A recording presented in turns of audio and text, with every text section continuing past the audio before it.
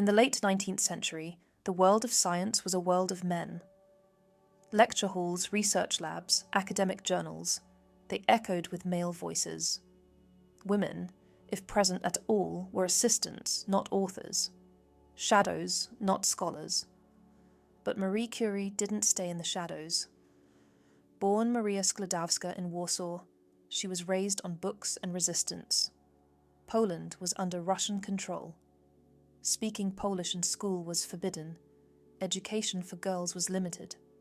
Still, Marie read. She studied in secret. And when she couldn't pursue a degree in Poland, she saved enough to travel to Paris, where science, finally, was open to her. In Paris, she met Pierre Curie. He was quiet, brilliant, and just as obsessed with physics as she was. They married, worked side by side, and turned a shared fascination, radioactivity, into discovery. It wasn't glamorous.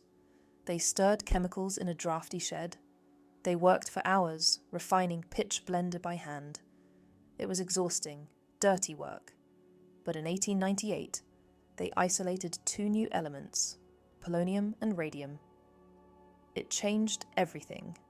These weren't just new substances. They revealed that atoms, the fundamental building blocks of matter, weren't indivisible. They could decay, transforming into other elements and releasing massive amounts of energy in the process. Marie and Pierre had opened the door to the atomic age. But when it came time for recognition, the door closed again. In 1903, the Nobel Prize in Physics was initially set to be awarded to just Pierre Curie and Henri Becquerel. Marie's name wasn't even on the list. Only after Pierre intervened, insisting that his wife had been an equal partner, was she added. She became the first woman to win a Nobel Prize. And yet, her struggle for recognition didn't end there. Even after Pierre's sudden death in 1906, run over by a horse-drawn cart, Marie returned to the lab. She took over his teaching post at the Sorbonne, becoming the first woman to teach there. She continued her work, isolating pure radium metal and measuring its atomic weight. In 1911, she won a second Nobel Prize, this time in chemistry. Alone. No one had ever done that before. No one has done it since. But despite her unmatched achievements, Marie Curie faced relentless scrutiny. The press dug into her private life. Colleagues questioned her character. Rumors swirled. Was she too ambitious, too independent? Was she unfeminine? Her discoveries were changing science. But she was still a woman in a man's world. And that world didn't like being challenged. She didn't stop. During World War I, she helped develop mobile X-ray units, bringing imaging equipment to field hospitals and training doctors in their use. These machines saved countless lives. She raised funds, she trained women, she kept working, always. Marie Curie's life wasn't just a story of brilliance.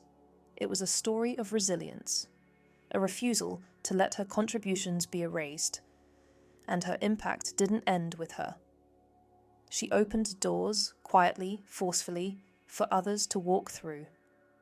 Today, she's remembered not only for discovering radioactivity, but for becoming a symbol of what happens when talent meets tenacity in the face of systemic bias.